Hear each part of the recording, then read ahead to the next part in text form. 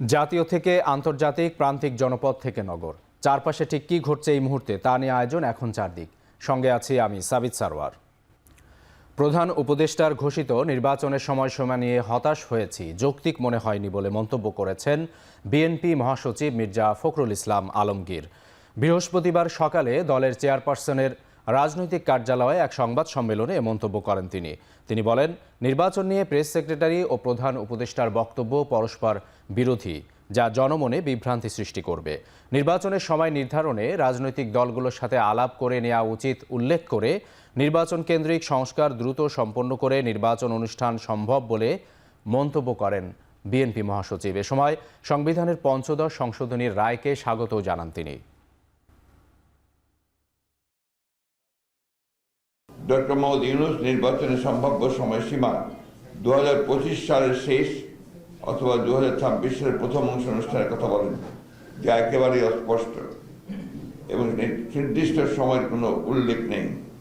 অথচ তার প্রেস সচিব বলেন 2026 সালের জুন মাসের মধ্যে নির্বাচন অনুষ্ঠিত হবে, যা পরস্পর বিরোধী। সভা মনে করে এই ধরনের পরস্পর বিরোধী বক্তব্য আরও বিভ্রান্তি সৃষ্টি করবে। আদালত স্বীকৃতি দিয়েছেন যে নির্বাচিত পরবর্তী সংসদটি সংবিধান সংশোধনের একমাত্র উপযুক্ত ফোরাম। আমরা এই রায়কে স্বাগত জানাই, অ্যাপ্রিসিয়েট করি। জুলাই আগস্টের আন্দোলনে সাবেক প্রধানমন্ত্রী শেখ হাসিনার নির্দেশে ইন্টারনেট বন্ধ রাখা হয়েছিল। এটি কোনো দুর্ঘটনা ছিল না। জিজ্ঞাসাবাদে আন্তর্জাতিক অপরাধ ট্রাইব্যুনালের তদন্ত সংস্থাকে এই স্বীকারোক্তি জানিয়েছেন সাবেক আইসিটি প্রতিমন্ত্রী জুনায়েদ আহমেদ পলক। সকালে আন্তর্জাতিক অপরাধ ট্রাইব্যুনালের প্রধান প্রসিকিউটর মোহাম্মদ তাজুল ইসলাম সংবাদ সম্মেলনে এসব কথা বলেন। এ সময় তিনি আরও জানান, সাক্ষীদের নিরাপত্তা নিশ্চিত করা হবে, বিচারের পথে কেউ বাধা সৃষ্টি করলে কোনো ছাড় দেওয়া হবে না। এর আগে সাবেক পুলিশ প্রধান Chowdhury Abdullah Al Mamun national telecommunications monitoring সেন্টারের সাবেক মহাপরিচালক মেজর জেনারেল জিয়াউল আহসানকে ট্রাইব্যুনালে হাজির করা হয়েছে।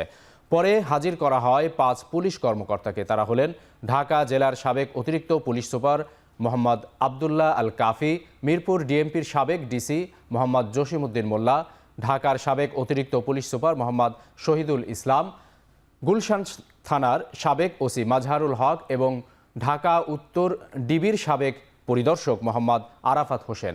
আন্তর্জাতিক অপরাধ ট্রাইব্যুনালের চেয়ারম্যান বিচারপতি মোহাম্মদ গোলাম মুর্তুজা মজুমদারের নেতৃত্বে 3 সদস্যের ট্রাইব্যুনালে এই 7 জনের শুনানি হয়।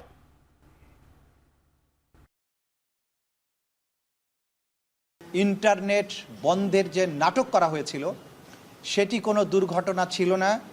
খায়ের টাওয়ার বা কোন টাওয়ারে আগুন লেগেছে এগুলোর কোনো ব্যাপারই ছিল না।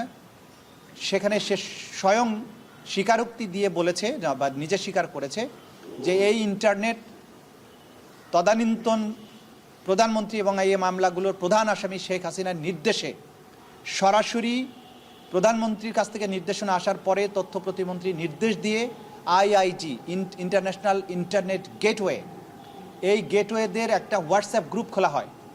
সেই গ্রুপে সরাসরি নির্দেশ দেওয়া হয় ইমিডিয়েটলি ইন্টারনেট শাটডাউন করো, এবং তাদেরকে এটা এনশিওর করতে বলা হয় যে করার পরে আবার জানাও যে ইট ইজ ডান। এই তথ্যগুলো আমরা বিভিন্ন সোর্স থেকে পেয়েছি, সেগুলো যাচাই বাছাইয়ের জন্য সেই সংশ্লিষ্ট আসামিকে আমরা জিজ্ঞাসাবাদ করেছি, তিনি এটা সত্যায়ন করেছেন।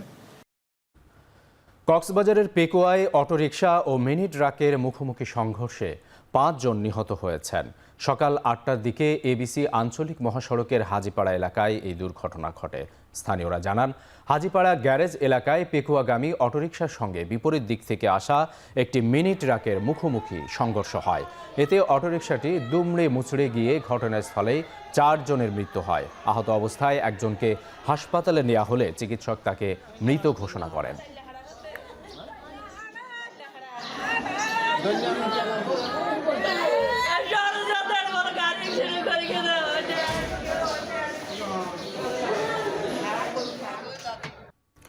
তাপমাত্রা কিছুটা বাড়লেও শীতের তীব্রতা এখনও কমেনি। উত্তরের হিমেল হাওয়ায় জবুথবু হয়ে পড়েছে জনজীবন। তীব্র শীতে দেশের বিভিন্ন অঞ্চলে দুর্ভোগে আছেন খেটে খাওয়া ও নিম্ন আয়ের মানুষ। এদিকে যশোরে সর্বনিম্ন তাপমাত্রা রেকর্ড করা হয়েছে 11.8 ডিগ্রি সেলসিয়াস। সিরাজগঞ্জে সর্বনিম্ন তাপমাত্রা 12.6 ডিগ্রি সেলসিয়াস রেকর্ড করা হয়েছে। আঞ্চলিক আবহাওয়া অফিস বলছে বৃষ্টির আশঙ্কা রয়েছে, ফলে সামনে তাপমাত্রা আরও কমতে পারে।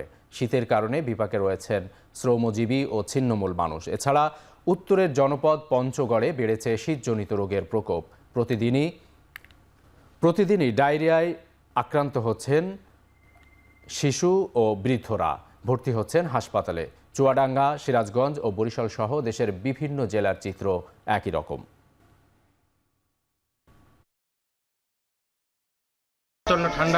ঠান্ডাজনিত কারণে আমাদের বাবু অসুস্থ, ডায়রিয়া হয়েছে বাবু। পঞ্চগড়ে অতিরিক্ত ঠান্ডার কারণে আমাদের বাচ্চা ঠান্ডা লাগছে এবং আজকে 3 দিন থেকে ডায়রিয়া এখন পর্যন্ত কমে। আমাদের এই দেখেন কাজ করতেও কম মন বলছে না, সব আগুন তাপাচ্ছি। আগে আমাদের কাজ বাজে একটা বইতো, এ কদিন একবারে আমাদের বন্ধ হয়ে গেছে। বাচ্চা শুধু কাশি কমতে আসে না, বেলভিউতে ভর্তি ছিলাম, তারপর বাড়ি গেছি, আবার হয়েছে, এখন আসছি আবার এই শেরে বাংলায়। ঠান্ডা লাগছিল, পরে পিরিজপুর নিয়ে গেছি, কইছে নিউমোনিয়া হয়েছে। তারপরে তো ট্রিটমেন্ট করার পরে শ্বাসকষ্ট হয়েছে, তারপরে এই জায়গায় নিয়ে এসেছি। ব্রাহ্মণবাড়িয়ার আশুগঞ্জ মোকামে সরবরাহ সংকটে চড়া ধানের বাজার দর। এ অবস্থায় লোকসানের অজুহাতে খাদ্য গোদামে কম চাল দিচ্ছেন চালকল মালিকরা। ফলে সরকারের লক্ষ্যমাত্রা অনুযায়ী চাল সংগ্রহ নিয়ে দেখা দিয়েছে শঙ্কা। মূলত আশুগঞ্জ মোকাম থেকে ধান কিনে চাল তৈরি করে গোদামে সরবরাহ করেন চালকল মালিকরা। বর্তমানে মোটা ভেজা ধান প্রতিমন 1100 টাকা এবং পুরাতন শুকনো ধান বেচাকেনা হচ্ছে 1300 থেকে 1350 টাকা দরে। তবে এ দরে ধান কিনে চাল তৈরিতে খরচ পড়ছে বেশি, ফলে সরকারের বেঁধে দেয়া প্রতি কেজি 47 টাকা দরে চাল সরবরাহ করতে গিয়ে লোকসান গুনতে হচ্ছে বলে জানিয়েছেন চালকল মালিকরা। এই অজুহাতে গুদামে কম চাল সরবরাহ করছেন তারা, ফলে ধানের সংকটের কারণে বেড়েছে বাজার দর। জেলা খাদ্য নিয়ন্ত্রক জানান, সাম্প্রতিক বন্যায় আমনের ফলন ক্ষতিগ্রস্ত হওয়ায় ধানের কিছুটা সংকট আছে বাজারে। আজগর আলী মেডিকেল কলেজ প্রথমবারের মতো আয়োজন করেছে পৌষের পিঠা উৎসব। সকালে রাজধানীর গেন্ডারিয়ায় কলেজ ক্যাম্পাসে পৌষের পিঠা উৎসবের উদ্বোধন করা হয়। উৎসবকে কেন্দ্র করে স্টলে স্টলে হরেক রকম পিঠার পসরা সাজান কলেজের শিক্ষার্থীরা। এতে পুলি, চিতই, ভাপা, জামাই পিঠা, নকশি পিঠা, পাটি সাপটা পিঠা সহ বিভিন্ন ধরনের পিঠা স্থান পায়।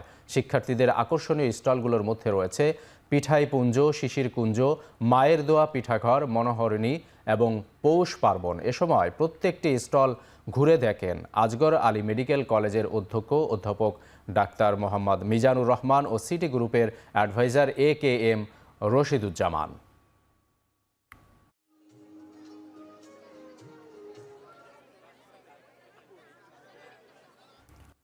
সিরিয়া যুদ্ধ করতে করতে ক্লান্ত। দেশটি প্রতিবেশী বা পশ্চিমা দেশগুলোর জন্য কোনো হুমকি নয়। বিবিসিকে দেয়া এক সাক্ষাৎকারে বললেন সিরিয়ার নতুন শাসক আহমেদ আল সারা। এ সময় তিনি সিরিয়ার উপর থেকে আন্তর্জাতিক নিষেধাজ্ঞা তুলে নেওয়ারও আহ্বান জানান। তার যুক্তি, এসব নিষেধাজ্ঞা আগের শাসনামলে ছিল। আসাদ সরকারের সঙ্গে তাদের একইভাবে বিবেচনা করা উচিত নয়। 2 সপ্তাহের কম সময়ের মধ্যে বাশার আল আসাদ সরকারকে হটিয়ে ক্ষমতা নেয় দেশটির বিদ্রোহী বাহিনী। তিনি বলেন, হায়াত তাহরির আল শাম বা HSকে সন্ত্রাসী সংগঠন হিসেবে তালিকাভুক্ত রাখার কোনো মানে হয় না। আসাদ সরকার পতনের পর যুদ্ধ বিধ্বস্ত সিরিয়ার স্থিতিশীলতা ফেরাতে একসঙ্গে কাজ করতে সম্মত হয়েছে তুরস্ক ও লেবানন। লেবাননের অন্তর্বর্তী প্রধানমন্ত্রী নাজিব মিকাতির সঙ্গে বৈঠক করেন তুরস্কের প্রেসিডেন্ট রিসেপ তায়েব এরদোয়ান। দেশ দুটির গুরুত্বপূর্ণ প্রতিবেশী হিসেবে সবাইকে একসঙ্গে কাজ করার আহ্বান জানানো হয়। এ সময় প্রধানমন্ত্রী নাজিব মিকাতি বলেন, লেবাননের নিরাপত্তা ও গাজায় শান্তি প্রতিষ্ঠার চাবিকাঠি হচ্ছে সিরিয়ায় স্থিতিশীলতা ফেরানো। সিরিয়া থেকে ইসরায়েলি সেনাদের প্রত্যাহারের দাবি জানান তিনি। এদিকে তুর্কি প্রেসিডেন্ট বলেছেন, সিরিয়ায় এক নতুন যুগে প্রবেশ করছে। প্রতিবেশী হিসেবে সবাইকে একসঙ্গে কাজ করতে হবে। শেষ করছি এখন চারদিক। এখন টেলিভিশন ওয়েবসাইটে দেখতে ভিজিট করুন www.ekhon.tv। এখন টেলিভিশন ফেসবুকে দেখতে ভিজিট করুন facebook.com/tv.ekhon। এছাড়া ইউটিউবে এখন টেলিভিশন দেখতে ভিজিট করুন youtube.com/c/ekhon tv।